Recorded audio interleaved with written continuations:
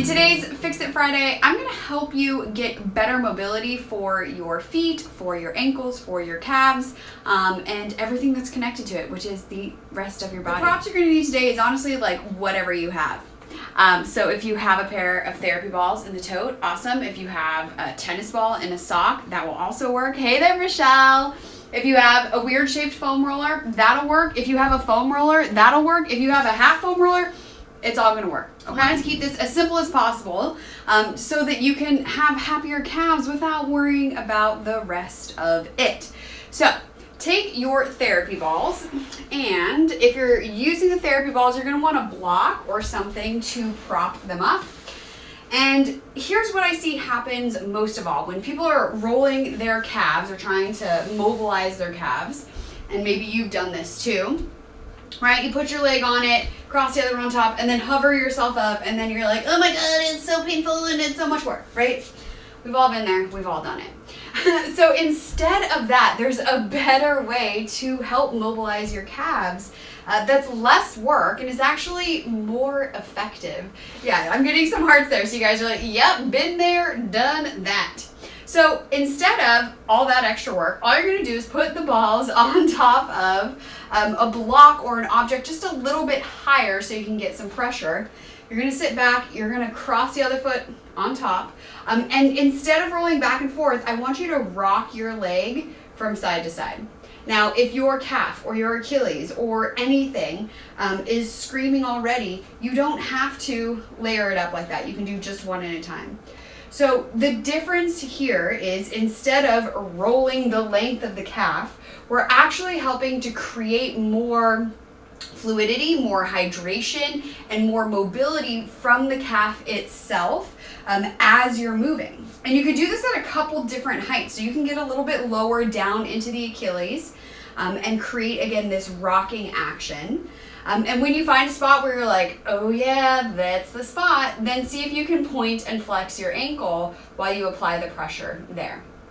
So again, it's not only creating better rehydration for the tissues, and so sometimes stuff can feel stiff because it is just either being overused or underused. And that stiffness is also, comes in tandem with dehydration of the tissue. So we're rehydrating. It's like you're watering your garden of your calves here. And then again, you can roll to the other ball or roll to the other side and get more into outer calf and also the peroneals that are here on the side of the leg and the muscle that's actually underneath your calf and underneath your Achilles called your soleus or soleus. So we can get into all of these different structures a little bit better. And because it's less work, you're not hauling yourself up and holding yourself up, the tissues are more relaxed, right? The muscles, the fascia, are more relaxed and more receptive to be able to take advantage of this mobilization. Oh man. So again, you can pick a couple of different spots. I'm going a little bit higher here, more into the meat, like the belly of the calf muscle, of the gastroc. So sometimes too, when we have issues in either plantar fascia or the Achilles, we don't think about the calf, even if we're like, well, the calf is a little bit tight. But think of this as all one connected structure. And really, this is connected all the way up the back of the body, all the way up into your skull. And so creating more mobility for the entire backside of your body, even if it's just here locally at the calf, is going to make all of this so much happier. All right, now we could, of course, spend hours. No, not hours, but you can spend a lot longer there. But just come off of that and notice the difference even as you just point and flex your ankles. I feel like I've got a concrete block for this ankle, and then the one that we just did feels so much better. So let's do the same thing on the second side. So you prop the balls up on something. Thanks for the hearts, you guys. Hopefully, let me know in the comments how your calves are feeling. You prop the balls up on something so you have a little bit extra pressure, and then you can cross your other leg on top if you want more bang for your buck. Don't fall off here. And then rock your leg from side to side. Now, depending on how your ankles felt when we just did that halfway check, I have a feeling that the ankle that's still feeling kind of stiff, this is also going to feel not so great on this side, right? So I find, even in quarantine, if you're like driving less, although in Los Angeles here, traffic is back. It's caught in my first traffic jam since really March, yesterday. And I was gonna say, where are all these people going? But, you know, to be fair, I was also going somewhere. Anyways, we drive with our right foot, right? And the left leg mostly is just hanging around, not doing anything, unless you do drive a manual transmission. But sometimes that lack of use, right? We're not using it quite so much. Also, a lot of us are right foot dominant. Even though I'm left-handed dominant, I'm still right foot dominant. So the left leg, typically, at least I've seen, and I can say for my body, feels a little bit more stiff just because you don't use it quite so much. So just like we did on the first side, you can lean into the ball a little bit, and you can lean into the ball another way. My goodness, why did you guys tell me that this was going to be so miserable and that I really should be doing this more often? I say that every week. I know. But here's the deal. When it comes to mobility, when it comes to taking care of your body, it doesn't have to be super complicated. It doesn't have to be fancy. Sometimes the most basic of things, of literally just like propping yourself up, you could do this while you watch Cobra Kai. It's so simple and it's so effective. Because it's not the intensity that matters when it comes to your body and making sure that everything is functioning as it should. It's really the consistency, right? And finding a way to make it easy enough that you can do it on a regular basis. And so keeping things simple allows that to be possible. And so, you know, as I think of, okay, what should we be doing today? You know, for sure we could create some complicated foot and ankle routine and this and that, but the truth is that the basics work, right? There's a reason you brush your teeth the same way every single day. And that repetition helps you to get consistent and helps you to maintain your results. And the exact same thing is true for your body as well. So hopefully as you're here on this side too, you found that this side is getting a little bit better. Ooh. Another thing you can do is move the foot around while you're here. Even if you're stacked or not stacked, doesn't matter. Just anything here, again, to free up foot and ankle and calf and give it some relaxation. But we're not done here, okay? Not done yet. Check your range of motion. OMG. Let me know too in the chat. Just give me a thumbs up if that also made a huge range of motion change for you.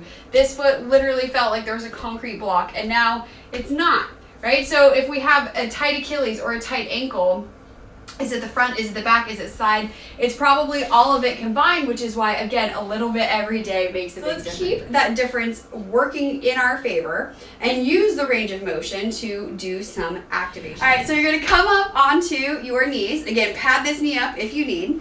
And I'm gonna face you face on. And then what I want you to do is just lean into this leg as much as you can comfortably and then bring yourself back.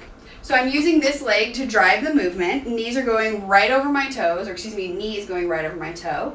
And you just go back and forth. So what we're working on is getting the ankle to go through its range of motion. And then you're also using your leg to bring you back. So only go as far as you can control. Meaning if for you, it's right here, and that's what feels safe and that's what feels comfortable, then awesome, stay right there with what you can do.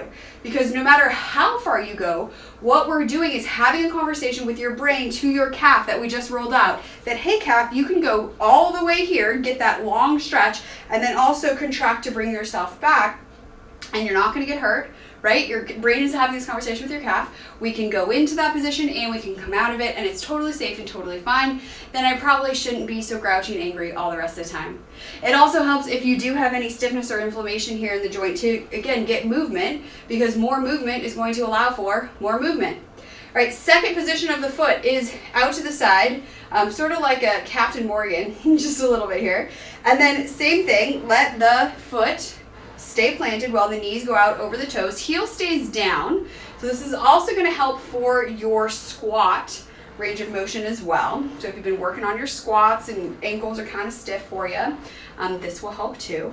And if you're like, oh, weird, my legs are getting a little bit tired. Yes, your legs are absolutely working here. And then bring yourself back to center. And I want you to let your knee go over your big toe and back. Now, if this doesn't feel comfortable for your knee, go back to one of the two options that we were just doing. But again, letting range of motion, letting motion happen in the foot and ankle in a way contained package so that everything feels safe, but you're still allowing your joints to move in all the ways that they can. All right, last thing is foot stays planted. Now you're gonna go out. So this one's gonna be a little bit more awkward. You're not gonna have as much range of motion. Keep the big toe down. This is gonna ask your thighs to work a little bit more. But again, keep the foot planted as you go. All right, let's do the same thing on the other side, but before we go, let's check range of motion. And then even with that, you should feel, again, more relaxation, more range of motion for not just your calf, but also for your ankles. So same thing, second side. And if you're like, okay, cool, right? Simple enough, I can replicate this. How often should I do it, or how many repetitions should I do? All right, yeah, we got some hearts there, so hopefully you guys too. Again, for any of you with foot and ankle stuff, right? How often do I do this? Incorporate it into your workouts, maybe 3 times a week. Ideally, a maintenance plan that addresses all areas of your body is ideal, but if this is where you're starting, then start here. That's fantastic. And how long to do it, honestly, as long as you feel change happening. So for me, right, the first couple, I'm like, all right, I feel some stuff happening, and then, not so much. So maybe 10 repetitions, maybe 2 minutes, however your brain works, right? For me, I really like time. So I often use timers to be my coach, right? So I'll set a timer up, I'll do as many as I can with that timer running, and then when it's done, switch exercises or switch sides, because it just allows my brain to turn off. So whatever works best for you is fine, but pain-free movement is important here. All right, so we're gonna come back to center. Yes, Victoria. Victoria says she's getting up and off the couch for me. I feel so honored, Victoria. Thank you for joining us. All right, foot is back to center. You're gonna let your knee go over the big toe and back. Now, because we're not standing, right, we're not loaded, the stakes are way lower. So in lots of fitness classes and modalities, they're gonna say, never let the knees come over the toes. And that's true, right? Especially if I'm loaded. But in this scenario, the stakes are super low, right? I'm on my knees, I'm using a lot of other body parts, so it's not that big of a deal. All right, then we're gonna go out, big toe stays down, because again, our focus here is not, hey, can I get proper, perfect squat mechanics? The focus here is, can I get the calf to elongate and stretch? Can I get the Achilles and the ankle to move in a way that doesn't create discomfort? And also just continue to practice that range of motion. So for those of you who are runners, for those of you who are just humans with feet, this one is for you. Yes, Heather has a clap and a thumbs up. I'm so happy your range of motion is improved, right? We got happy feet for the weekend, for whatever's coming in. And as always, if you have any questions, like what should I do? How can I fix this? What should I do for that? Leave a comment, send me a message. Stay in contact. That's what I'm here for. So you are so welcome, Miss Michelle. What do you want to see more of?